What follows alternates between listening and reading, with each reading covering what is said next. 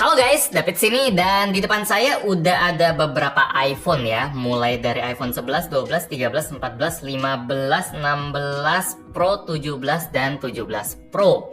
Dan dari iPhone ini, kalau ada yang nanyain rekomendasi iPhone terbaik, jawabannya mudah, tentu iPhone paling baru. iPhone paling sultan, ambil iPhone 17 Pro. Best iPhone, selesai. Mau silver, mau orange, itu selera mata. Mau Pro polos, mau Pro Max, selera tangan. Kalau budgetnya ya kira-kira dikit lah bang, nggak usah yang sultan banget, tapi pengen yang bagusan, best value, justru ada di iPhone 17 polos ya. Jawaban pertama, loncatannya terlalu jauh dari iPhone polos sebelumnya. Layar ProMotion 1-120 Hz, brightness tinggi 3000 nits, kaca ceramic shield 2, ultrawide 48 megapiksel, sensor kamera depan baru, chipset baru, fast charging 40 watt. Varian paling bawahnya mulai dari 256 GB, bukan 128 GB lagi. Dan harga launchingnya malah turun dibanding iPhone lain. Parah, bener-bener kerasa kayak ulti. Ini salam perpisahan yang manis dari Tim Cook yang udah jadi CEO Apple selama 15 tahun. Akhirnya pensi ya, ganti orang. Tapi walaupun mau dibilang lebih murah dan lain-lain murah value gitu-gitu, harga iPhone 17 tetap termasuk mahal. Di pasaran masih 17 jutaan semua, itu berat. Jadi di video ini sesuai judul, saya bakal kasih alternatif pilihan iPhone yang udah turun harga tapi masih bagus buat dibeli di tahun 2026 ini. Menurut keyakinan saya ada dua pilihan. Oke, aman.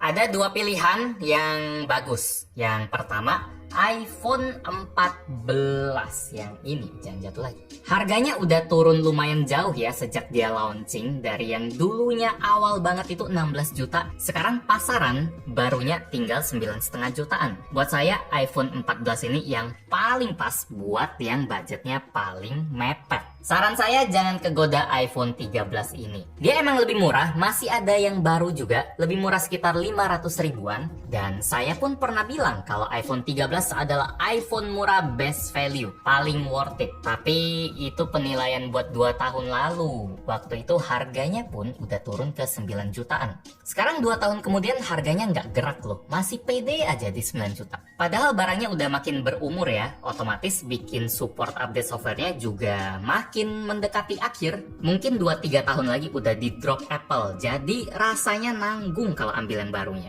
Jadi kalau Anda niat ambil iPhone 13, mending nambah 500 ribuan buat iPhone 14. Dulu waktu dikenalin Apple sekitar 3,5 tahun lalu, iPhone 14 ini sebenarnya banyak diketawain ya. Upgrade-nya itu super minim dari iPhone 13. Desainnya sama, cuma beda warna aja. Layarnya sama, baterai sama, prosesor pun sama loh. Pakai A15 Bionic. Dia cuma nambah 1 core GPU yang emang bikin gaming lebih kenceng. Desain thermalnya juga baru biar suhunya bisa lebih adem. Kamera dengan aperture yang sedikit lebih lebar, tapi bedanya nggak berasa pas dulu kita bandingin sama iPhone 13.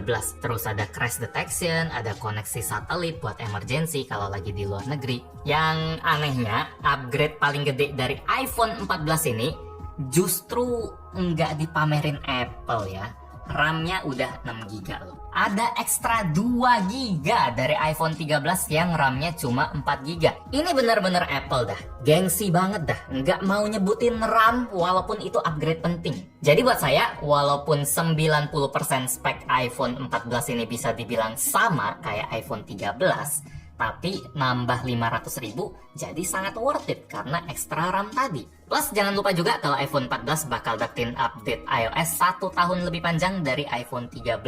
Fitur jadi auto lebih banyak lagi buat kedepannya. Sekarang pun tampilannya update terus. Sekarang yang barunya ada liquid glass, jadi udah mirip kayak iPhone 17 dan kawan-kawan. Terus kalau ditanya soal performa, ya ini sebuah iPhone lah. Kombinasi software sama hardwarenya bikin dia susah nge-lag walaupun udah dipakai lama. Plus ada ekstra RAM 2 GB tadi. Prosesor A15 nya tetap bisa narik segala macam game dari berat sampai enteng. Buat kamera juga dari dulu selalu jadi favorit warga. Buat foto, video, ini sedikit contoh aja. Kalau pengen lihat versi yang lebih lengkap, bisa main ke video reviewnya yang udah tayang sekitar 3,5 tahun lalu.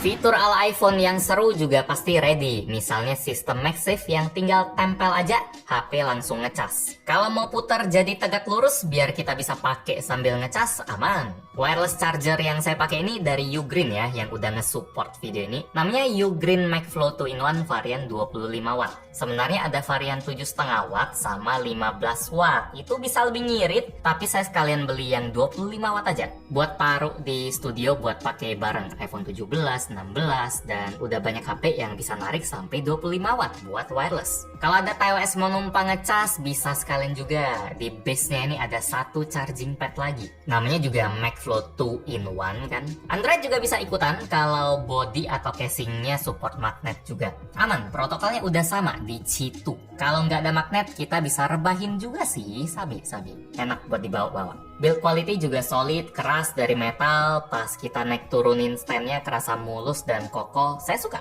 Selain wireless charger ini, Ugreen juga ada banyak solusi charging buat segala kondisi, kayak powerbank 2-in-1 yang support kabel, sama ada MagSafe juga kalau lagi di luar. Terus ada charger 100 watt buat 4 perangkat sekaligus. Ini enak buat laptopan sambil cas HP dan lain-lain. Buat yang penasaran sama produk-produknya Ugreen, bisa langsung cek aja link di deskripsi. Sekarang kita lanjut ke pilihan kedua buat iPhone yang turun harga. iPhone Oke, sip. iPhone yang paling sweet spot kalau Anda pengen dapat harga diskon tapi udah punya fitur dan model baru, bisa buat jangka panjang juga. Jawabannya adalah iPhone 15. Yang saya pegang ini iPhone 15 Plus ya, layarnya 6,7 inci, jadi bakal kelihatan agak gede. Di studio adanya ini soalnya. Tapi yang saya maksud buat kedepannya adalah iPhone 15 base model ukuran 6,1 inci. Dulu pas launching harga iPhone 15 128GB ada di 17 juta. Sekarang di pasaran harga barunya udah turun ke 11,5 sampai 11,9 juta. Di bawah 12 lah. Itu udah turun sekitar 4,5 sampai 5 juta atau diskonnya 30% lah. 11 jutaan emang nggak bisa dibilang murah ya. Mana harus nambah 2,5 jutaan. Jaraknya lumayan dari iPhone 14 tadi. Cuma Anda ingat sama status iPhone 14 tadi yang upgrade-nya itu nggak sebanyak kalau dibandingin iPhone 13. Nah, pelampiasannya itu ada di iPhone 15 ini. Tiba-tiba dia kebanjiran upgrade. Lumayan jauh dari iPhone 14. Misal dari yang langsung nampol, layarnya udah pakai Dynamic Island yang bikin tampilan jadi lebih modern kayak iPhone baru. Dan tentu aja fitur asik di dalamnya. Bisa jadi nunjukin status aplikasi, dan lain-lain. Walaupun statusnya iPhone lama, tapi feel-nya masih fresh aja. Terus yang nggak kalah penting, port ngecasnya udah USB-C.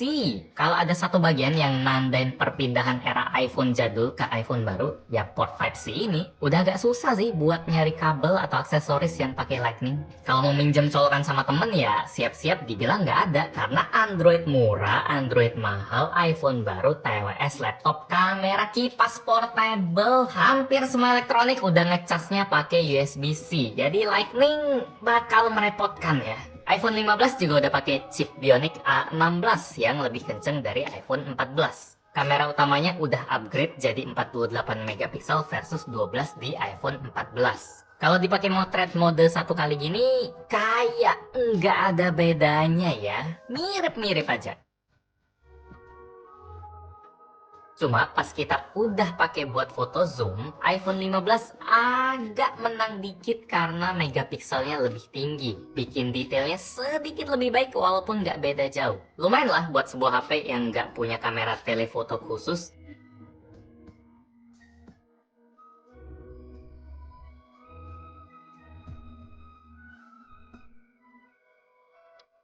Ini sedikit sampel-sampel foto dan video dari iPhone 15 yang tentunya masih bagus banget buat standar sekarang. Kecuali kamera ultrawide-nya. Ini udah kalah sih dari HP-HP flagship baru. Apalagi pas udah malam.